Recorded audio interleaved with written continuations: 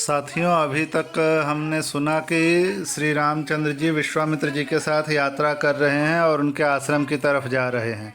अब आज 25वें सर्ग की कथा में हम सुनेंगे कि कैसे ताटका राक्षसी बनी और उसके बाद विश्वामित्र जी ताटका की वध के लिए श्री रामचंद्र जी को प्रेरित करेंगे। तो चलिए 25वें सर्ग की कथा सुनते हैं।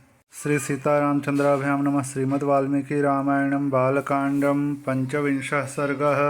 श्री राम के पूछने पर विश्वामित्र जी का उनसे ताटका की उत्पत्ति, विवाह एवं शाप आदि का प्रसंग सुनाकर उन्हें ताटका वध के लिए प्रेरित करना। अपरिमित प्रभावशाली विश्वामित्र मुनि का यह उत्तम वचन सुनकर पुरुष सिंह श्री राम ने यह शुभ बात कही। मुनिश्रेष्ठ, जब वह यक्षिणी एक अबला सुनी जाती है तब तो उसकी शक्ति थोड़ी ही होनी चाहिए, फिर वह 1000 हाथियों का बल कैसे धारण करती है। अमित तेजस्वी श्री रघुनाथ के कहे हुए इस वचन को सुनकर विश्वामित्र जी अपनी मधुर वाणी द्वारा लक्ष्मण सहित शत्रुदमन श्री राम को हर्ष प्रदान करते हुए बोले, रघुनंदन, जिस कारण से ताटका अधिक बलशालिनी हो गई है वह बताता हूँ, सुनो। उसमें वरदान जनित बल का उदय हुआ है, अतः वह अबला होकर भी बल धारण करती है, सबला हो गई है। पूर्व काल की बात है, सुकेतु नाम से प्रसिद्ध एक महान यक्ष थे। वे बड़े पराक्रमी और सदाचारी थे, परंतु उन्हें कोई संतान नहीं थी, इसलिए उन्होंने बड़ी भारी तपस्या की। श्री राम यक्षराज सुकेतु की उस तपस्या से ब्रह्मा जी को बड़ी प्रसन्नता हुई। उन्होंने सुकेतु को एक कन्या रत्न प्रदान किया जिसका नाम ताटका था। ब्रह्मा जी ने ही उस कन्या को 1000 हाथियों के समान बल दे दिया, परंतु उस महायशस्वी पितामह ने उस यक्ष को पुत्र नहीं दिया। उसके संकल्प के अनुसार पुत्र प्राप्त हो जाने पर उसके द्वारा जनता का अत्यधिक उत्पीड़न होता, यही सोचकर ब्रह्मा जी ने पुत्र नहीं दिया। धीरे धीरे वह यक्ष बालिका बढ़ने लगी और बढ़कर रूप यौवन से सुशोभित होने लगी। उस अवस्था में सुकेतु ने अपनी उस यशस्विनी कन्या को जम्भपुत्र सुंद के हाथ में उसकी पत्नी के रूप में दे दिया।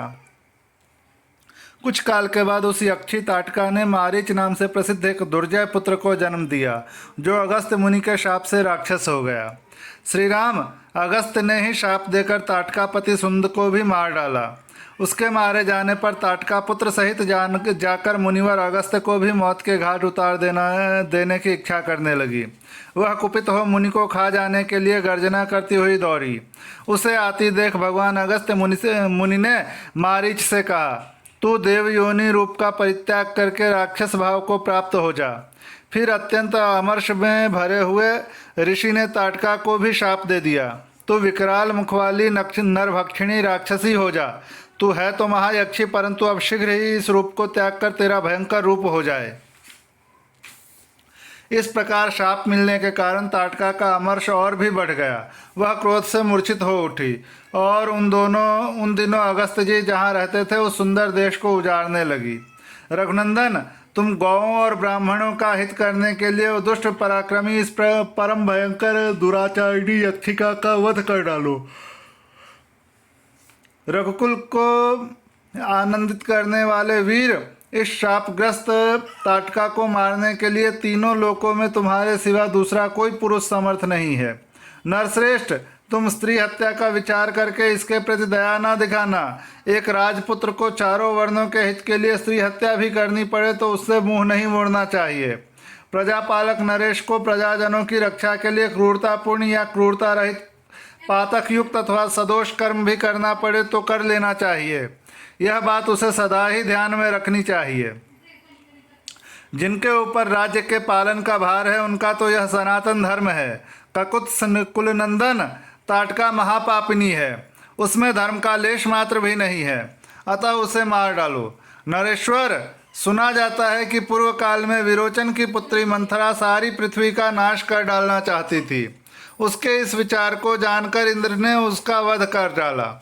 श्री राम प्राचीन काल में शुक्राचार्य की माता तथा भृगु की पतिव्रता पत्नी त्रिभुवन को इंद्र से शून्य कर देना चाहती थी। यह जानकर भगवान विष्णु ने उनको मार डाला। इन्होंने तथा अन्य बहुत से महामनस्वी पुरुष प्रवर राजकुमारों ने पापचारिणी स्त्रियों का वध किया है। नरेश्वर, अतः तुम भी मेरी आज्ञा से दया और घृणा को त्याग कर इस राक्षसी को मार डालो।